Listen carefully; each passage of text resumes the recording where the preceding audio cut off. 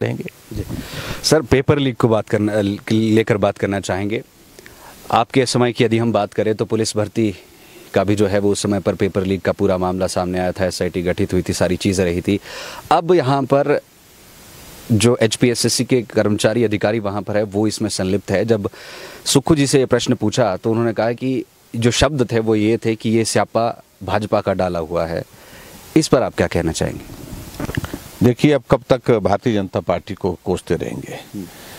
सरकार बदल गई है और सारी जिम्मेवारी को लेने के लिए उनको अब तैयार होना चाहिए मानसिक रूप से। हम विपक्ष में हैं, हम तैयार हैं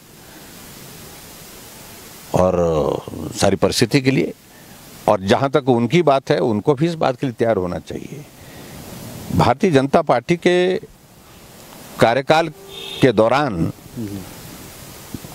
अगर ये घटना घटित होती तो क्या बोलते? ये यही बोलते कि इस प्रकार से जो सबऑर्डिनेट सिलेक्शन कमीशन में जो सारी घटनाक्रम हुआ तो ये दुर्भाग्यपूर्ण है। लेकिन अगर इनके कार्यकाल में ये हुआ तो हम क्या बोलें उसके लिए?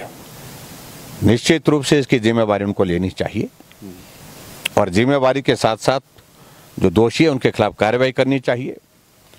और मेरा ये मानना है कि जिस प्रकार से उनने पुलिस भर्ती को लेकर के अपनी बात बड़ी शोर डालने की कोशिश की, तो हमने पुलिस का वो पेपर रद्द कर दिया, नए सिरे से हमने उसमें पुलिस की भर्ती की प्रक्रिया शुरू की, उसको भी पूर्ण किया। और हिमाचल प्रदेश में ऐसा है कि हमने तुरंत उसके बाद एसआईटी कॉन्स्टिट्यूट करने के बाद उसमें इन्वेस्टिगेशन की, गिरफ्तारियां की, लेकिन फिर भी उसके बाद बात आई कि भाई सारे मामले की जांच सीबीआई से होनी चाहिए। हमने सीबीआई की सुपुर्द किया, सीबीआई जांच कर रही है।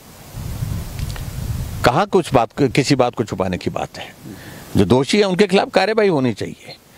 और अभी भी इस सारे मामले को लेकर के अगर वो ये कहें कि भारतीय जनता पार्टी का स्यापा है तो मैं समझता हूँ ये बहुत दुर्भाग्यपूर्ण है।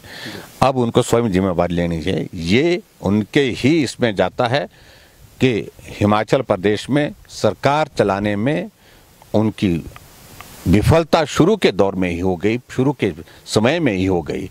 इस बात को उनको मान के चलना पड़ेगा और इस जिम्मेवारी को स्वीकार करना होगा। और मैं उम्मीद करता हूं जो दोषी हैं उनके खिलाफ कार्रवाई करेंगे।